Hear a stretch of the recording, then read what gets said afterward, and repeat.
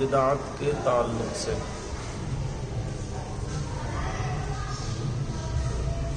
سنت کے معنی ہوتے ہیں طریقہ، یعنی اللہ کے نبی صلی اللہ تعالی علیہ وسلم کے طریقے پر عمل کرنا، اس تعلق سے اور بدعت سے دور رہنا۔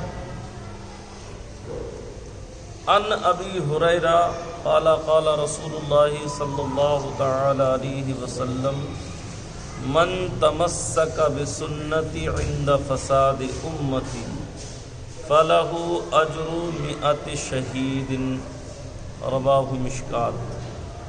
یہ حدیث مشکات شریف کے اندر ہے، اور اس حدیث پاک کے راوی حضرت سیدنا ابو ہریرہ رضی اللہ تعالی عنہ ہے۔ حضرت سیدنا ابو ہریرہ نے کہا کہ اللہ کے نبی صلی اللہ تعالی علیہ وسلم نے فرمایا کہ جو شخص میری امت میں خرابی پیدا ہونے کے وقت میری سنت پر عمل کرے گا، اللہ تعالیٰ اس کو 100 شہیدوں کا ثواب عطا فرمائے گا۔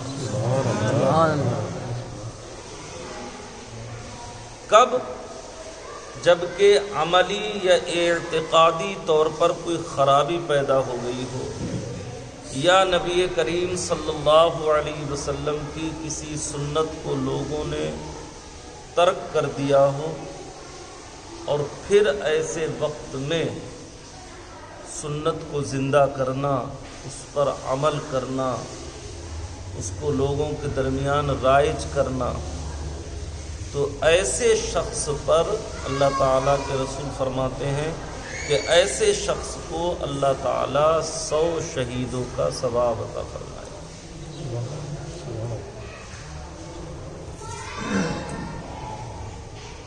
دیوبندی علماء میں ایک عالم گزرے ہیں انور شاہ کشمیری، انہوں نے سیدنا سرکار اعلی حضرت رضی اللہ تعالی عنہ کے تعلق سے کچھ باتیں لکھی، اور اس بات کا تذکرہ کرتے ہوئے انہوں نے کہا کہ مولانا احمد رضا وہ شخصیت ہیں کہ انہوں نے حضور کی ایک ایسی سنت کو زندہ کیا ہے کہ جس سنت پر لوگوں نے عمل کرنا چھوڑ دیا، اور وہ سنت کیا ہے؟ مسجد کے خارج میں اذان دلوانے والی۔ خارج مسجد جمعے کی جو خطبے کی اذان ہوتی ہے، اس کے تعلق سے انہوں نے کہا کہ یہ مولانا احمد رضا کا عظیم کارنامہ ہے کہ لوگ مسجد کے اندر خطبے کی اذان پڑھتے تھے، جبکہ شریعت کا حکم یہ ہے، اور ابو داؤد شریف کی حدیث بھی یہی ہے کہ نبی کے زمانے میں، حضرت ابو بکر و عمر کے زمانے میں علی باب المسجد، مسجد کے دروازے پر اذان ہوتی تھی، خارج مسجد ہوتی تھی۔ تو اعلیٰ حضرت عظیم البرکت نے بھی خارج مسجد اذان، یہ ایک ایسی سنت تھی کہ جو لوگوں نے ترک کر دی تھی، آپ نے پھر سے اس کو زندہ کیا۔ تو ایک دیوبندی عالم اس بات کی تصدیق کر رہا ہے، ایک دیوبندی عالم یہ کہہ رہا ہے کہ انہوں نے ایک سنت کو زندہ کیا۔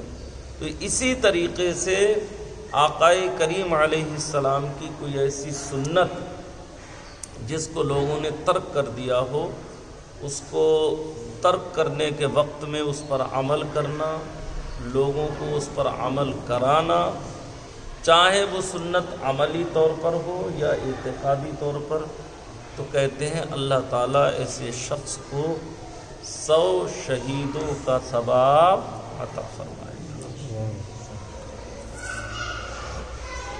اچھا صاحب، دوسری حدیث پاک حضرت بلال بن حارث المزنی رضی اللہ تعالیٰ عنہ سے روایت ہے، انہوں نے کہا کہ نبی کریم صلی اللہ علیہ وسلم نے فرمایا کہ جس نے میری کسی ایسی سنت کو لوگوں میں رائج کیا جس کا چلن ختم ہو گیا، تو جتنے لوگ اس پر عمل کریں گے ان سب کے برابر رائج کرنے والے کو ثواب ملے گا، اور عمل کرنے والوں کے ثواب میں کچھ کمی نہیں ہے۔ بتانا مقصد یہ ہے کہ جتنے لوگ اس سنت پر عمل کریں گے، مثال کے طور پہ میں نے کسی سنت کو زندہ کیا، اب میں نے لوگوں کے درمیان اس کو رائج کیا، تو جتنے لوگ بھی اس سنت پر عمل کریں گے ان کو تو ثواب ملے گا ہی، اور ان سب کے برابر مجھے بھی ملے گا، اور کسی کے اجر میں ثواب میں کوئی کمی نہیں کی جائے گی۔ جزاک۔ اور پھر آگے آقا کریم علیہ السلام فرماتے ہیں جس نے کوئی ایسی نئی بات نکالی جو بری ہے، جسے سیئہ کہتے ہیں، جسے اللہ اور اس کے رسول صلی اللہ علیہ وسلم پسند نہیں فرماتے، تو جتنے لوگ اس پر عمل کریں گے ان سب کے برابر نکالنے والے پر گناہ ہوگا، اور عمل کرنے والوں کے گناہ میں کچھ کمی نہ ہوگی۔ دونوں باتیں ہیں۔ اگر کسی نے دین میں کوئی بدعت رائج کی، بدعت سے مراد وہ چیز جو نہ تو رسول کے زمانے میں ہو نہ صحابہ کے زمانے میں ہو، اور وہ دین سے شریعت سے ٹکرا رہا، اسے بدعت کہتے ہیں۔ شریعت کے کسی قانون یا اصول سے وہ چیز ٹکرا رہی ہو تو وہ کیا ہے؟ بدعت ہے۔ کوئی ایسی چیز ہے جو رسول کے زمانے میں بھی نہیں، صحابہ کے زمانے میں بھی نہیں، مگر شریعت سے نہیں ٹکرا رہی، تو وہ چیز کیا ہے؟ صحیح اور درست۔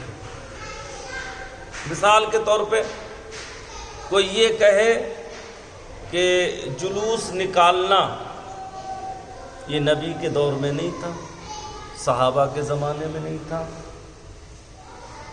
تو ہمارے پاس اس کا کیا جواب ہوگا؟ ہمارے پاس جواب یہ ہوگا کہ بدعت کی تعریف ہی یہ ہے کہ جو شریعت کے کسی قانون یا اصول سے نہ ٹکرا رہی ہو۔ اب جلوس نکالنا یہ شریعت کے کسی قانون سے نہیں ٹکرا رہا،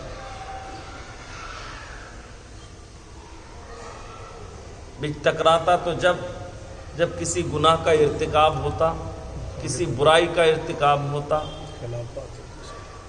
بات سمجھ میں آ رہی نہیں؟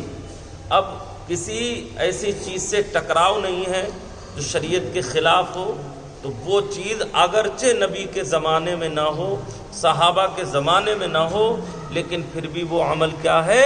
جائز اور اچھا۔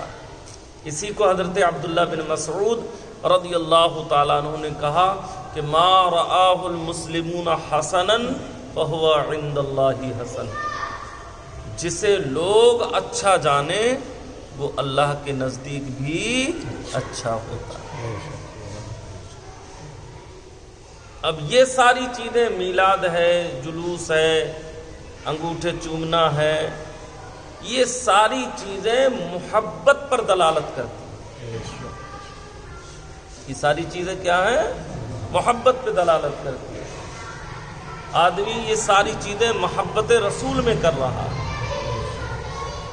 اب جب محبت رسول میں ہے تو کوئی ایسی اچھا انگوٹھے چومنے میں کوئی ایسا ناجائز کام بھی نہیں جو کسی شریعت کے قانون سے ٹکراتا ہو کہ صاحب جو ہے کہ اس قانون سے ٹکرا رہا ہے اس لیے چومنا جائز نہیں۔